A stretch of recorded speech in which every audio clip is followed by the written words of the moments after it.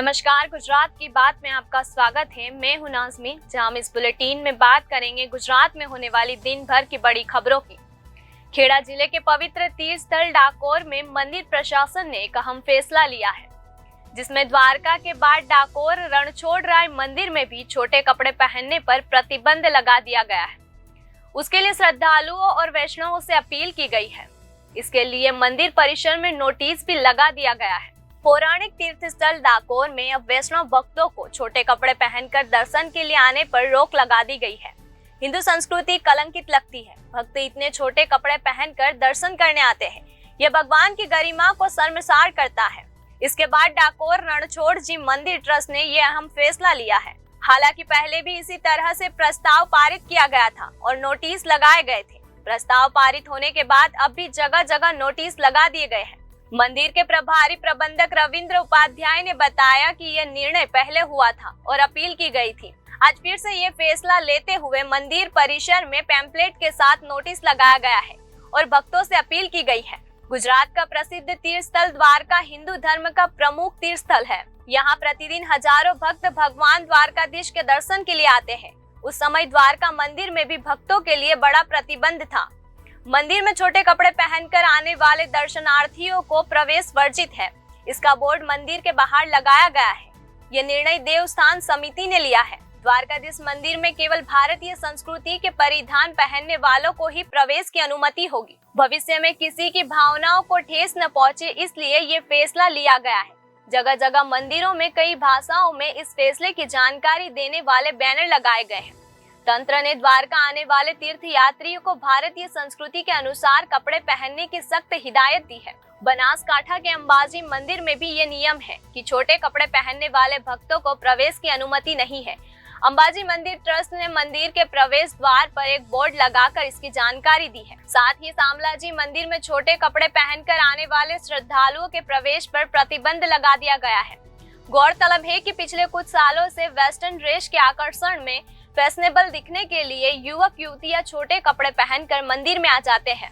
ऐसे समय में युवक युवतियों को मंदिर में जाने से रोका जाता है और विवाद होता है।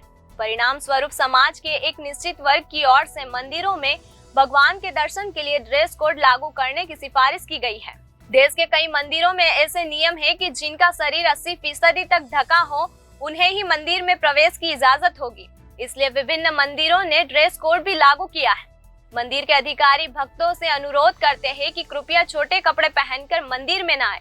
हालांकि यदि कोई भक्त मिनी स्कर्ट या बरमुडा पहनकर आता है तो कुछ मंदिरों ने पीताम्बर और धोती की व्यवस्था की है। महिलाओं के लिए दुपट्टों की व्यवस्था की गई है। मध्याह्न भोजन योजना एक ऐसी योजना है जो बाल वाटिका और सरकारी प्राथमिक विद्यालयों में कक्षा 1 से 8 तक के छात्रों को मध्याह्न भोजन प्रदान करती है। जब से ये योजना लागू हुई है, तभी से ये किसी न किसी विवादों में है। कभी गुणवत्तापूर्ण भोजन न मिलने को लेकर तो कभी भोजन में कीड़े निकलने को लेकर विवाद होता रहता है। इस बार 20 जिलों में एक माह से अधिक समय से दाल और तेल की मात्रा उपलब्ध नहीं कराए जाने से विवाद खड़ा हो गया है। इस संबंध में गुजरात मध्याह्न भोजन योजना के अध्यक्ष ने राज्य और केंद्र सरकार को पत्र लिखकर पर्याप्त मात्रा और गुणवत्तापूर्ण भोजन उपलब्ध कराने की मांग की है। गुजरात मध्याह्न भोजन कर्मचारी संघ के अध्यक्ष किशोर जोशी ने कहा कि कर्मचारी संघ की ओर से लगातार लिखित और मौखिक रूप से कहा जाता है कि खाद्यान्न बहुत निम्न गुणवत्ता का है। हालांकि कोई नेता या कोई अधिकारी मायने नहीं रखता। शैक्षणिक वर्ष 2023-24 का पहला सत्र 5 जून 2023 को शुरू होने के बाद से गुजरात के 20 जिलों में दाल और तेल की कोई मात्रा नहीं है। आज 1 महीना होने के बावजूद दाल और तेल नहीं आया है। साथ ही अभी तक एक भी खाद्यान्न का आवंटन नहीं किया गया है। ये योजना फिलहाल राम भरोसे चल रही है। किशोर जोशी ने आगे कहा कि राज्य सरकार के शिक्षा विभाग, राजस्व विभाग और आपूर्ति विभाग द्वारा मध्याह्न भोजन योजना के तहत खाद्यान्न उपलब्ध कराया जाता है, जिसमें केंद्र सरकार 60% और राज्य सरकार 40% योगदान करती है। यदि हम केंद्र सरकार को प्रतिनिधित्व देते हैं तो वे राज्य सरकार पर आते हैं, और यदि हम राज्य सरकार को प्रतिनिधित्व करते हैं तो वे केंद्र सरकार पर आते हैं। किसी भी प्रस्तुतिकरण पर पर्याय ध्यान नहीं दिया जाता। किशोर जोशी ने आगे कहा कि गुजरात के 29,000 स्कूलों में हर दिन 45 लाख बच्चे मध्याह्न भोजन योजना से लाभान्वित होते हैं। इस योजना के हमारे 96,000 कर्मचारी और छात्र भोजन करते हैं। आपूर्ति विभाग द्वारा सड़े अनाज की खरीदारी की जाती है और यदि कोई घटना घटती है तो इस योजना के अल्प वेतन पर काम करने वाले प्रबंधक के 3,000, रसोई के 2,500 और सहायक के 2,500 जैसे छोटे वेतनभोगी कर्मचारी पीड़ित हो गए हैं। इसलिए हमारा अनुरोध है कि अच्छी गुणवत्ता वाला अनाज खरीदा जाए। किशोर जोशी ने आगे कहा कि सरकार मेन्यू के हिसाब से अनाज नहीं खरीदती है। दोपहर का खाना नहीं मिलने पर बच्चों की भूख हमें महसूस होती है। सरकार ने मेन्यू बताया है, इसलिए सरकार से अनुरोध है कि हमें मेन्यू के अनुसार मात्रा दी जाए। पिछले 2 महीने से हमारे कर्मचारी बच्चों को खाना खिला रहे हैं, इसलिए सरकार से अनुरोध है कि मेन्यू के अनुसार अच्छी गुणवत्ता वाली मात्रा उपलब्ध कराई जाए। वडोदरा की 23 वर्षीय नम्रता राठवा ने अपने पिता की मृत्यु के दुख से उभरने और अपने परिवार की सुरक्षा के लिए किक बॉक्सिंग को अपनाया।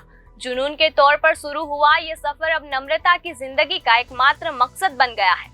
नम्रता ने हाल ही में पंजाब के जालंधर में आयोजित नेशनल किक बॉक्सिंग चैंपियनशिप में 2 स्वर्ण पदक और 1 रजत पदक जीता है, जो उनका पहला राष्ट्रीय टूर्नामेंट था और अब वह विश्व चैंपियनशिप में खेलेगी और अंतर्राष्ट्रीय प्रतियोगिता में देश का प्रतिनिधित्व करेगी। नम्रता की इस जोशीली यात्रा का अंतिम लक्ष्य ओलंपिक है।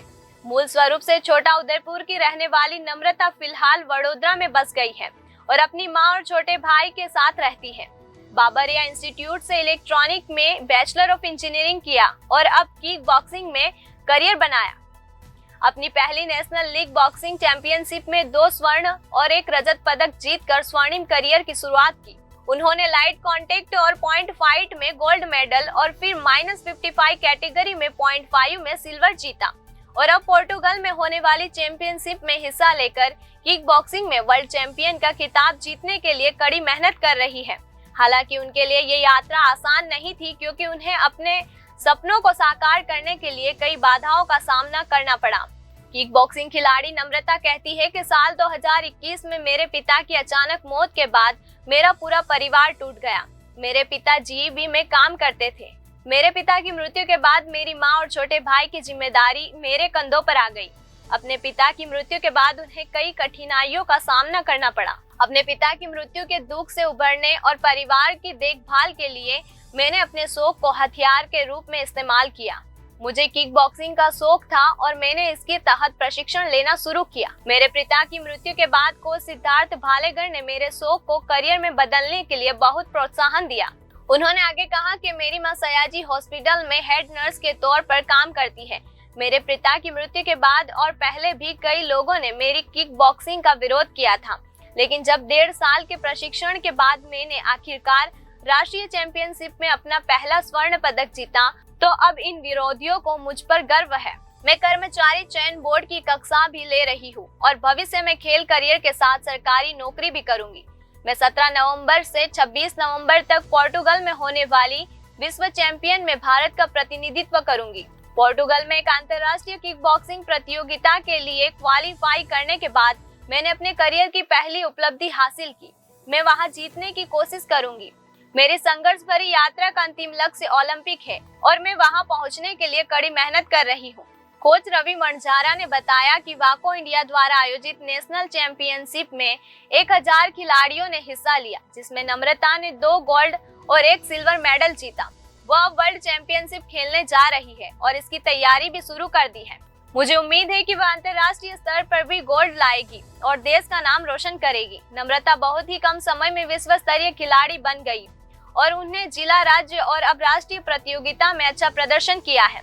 उन्होंने अपने माता पिता और अपने समुदाय को गौरवान्वित किया है। नम्रता के साथ 3 अन्य खिलाड़ियों आकाश चौहान, इशिता गांधी और हर्षित व्यास ने उसी टूर्नामेंट में स्वर्ण पदक जीते और पोर्टुगल में अंतर्राष्ट्रीय प्रतियोगिता के लिए क्वालिफाई किया।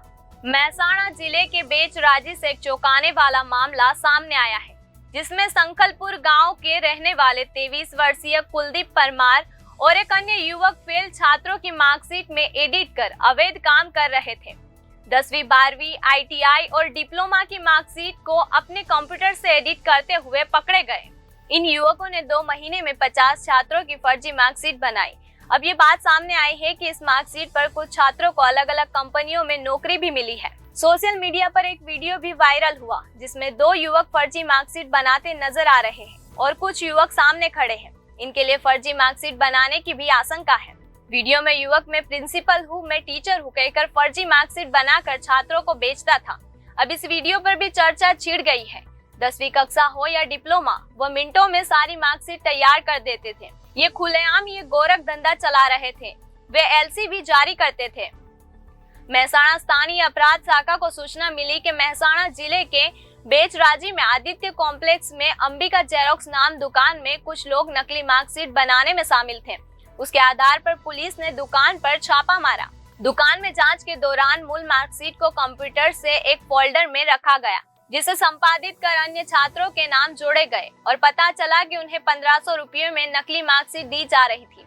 पुलिस ने घोटाले में छापेमारी की। मूल रूप से पाटन जिले के चाणस्मा तालुका के रहने वाले और वर्तमान में संखलपुर में रहने वाले 23 वर्षीय कुलदीप कुमार परमार बेचराजी में डेपो के पास आदित्य कॉम्प्लेक्स में एक दुकान किराए पर लेकर अंबिका जेरोक्स नाम की दुकान चलाते थे।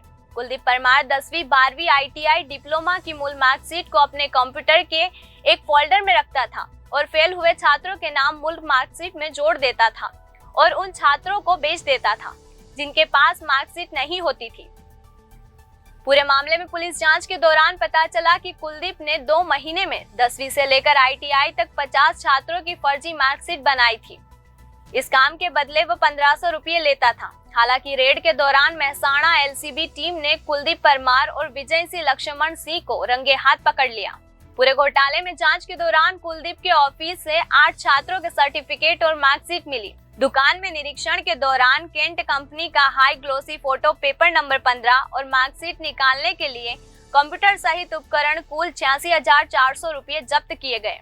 जांच में चौंकाने वाले विवरण सामने आए, जिसमें कुलदीप ने कुछ ऐसे छात्रों के लिए फर्जी मार्कशीट और प्रमाण पत्र बनाए जिन्होंने पर्याय पढ़ाई नहीं की थी और ईमानदारी नहीं। ये बात सामने आई कि कुछ छात्रों को आज मार्कशीट के आधार पर बेचराजी स्थित एक प्रतिष्ठित कंपनी में नौकरी भी मिल गई। पूरे मामले में मेहसाणा लोकल क्राइम ब्रांच की टीम ने बेचराजी पुलिस में कुलदीप के खिलाफ धारा 465, 468, 471, 114 के तहत मामला दर्ज किया है। तो ये थी गुजरात की दिन भर की बड़ी खबरें। खबरों में बने रहने के लिए देखते रहिए जनादेश।